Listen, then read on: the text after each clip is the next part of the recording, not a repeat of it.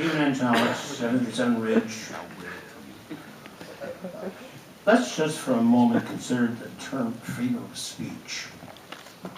But freedom of speech in the confines of this room. So there are actually then two types of freedoms of speech. One, mine, people behind me, but we get to exercise that freedom of speech in public comment, what usually occurs to the floor. Historically, way back, people who spoke before a council could speak their minds unlimited. There was healthy exchange between ideas, true democracy. That freedom of speech has been diminished. Went down to 12 minutes. And after time, words went down to 5 minutes.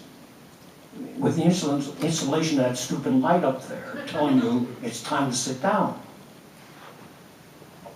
And people are cut off right in the middle of what they want to say because that idiot box said 00. So, what does that tell you in regards to elected officials responding to public opinion? What do they think? And time is a good indication of that. Let's look at freedom of speech from the other side of the, who's behind that table. And if you look at it carefully, there are two types of freedom of speech expressed by members of that table. Objective or subjective. Both very different. Very different. Objective speech, you discuss issues. They can become very acrimonious and nasty, but they're still objective and freedom of speech. The alternative of objective freedom is subjective, which can be very dangerous because subjective freedom of speech can involve personalities.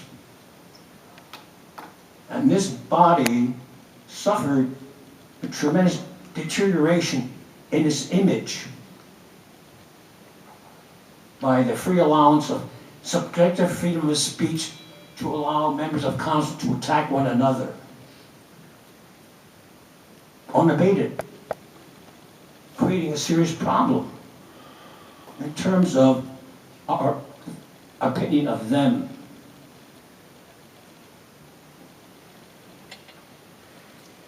Lest you forget, you sit there because you ask us to put you there by voting for you. And you then agree to become servants of our welfare.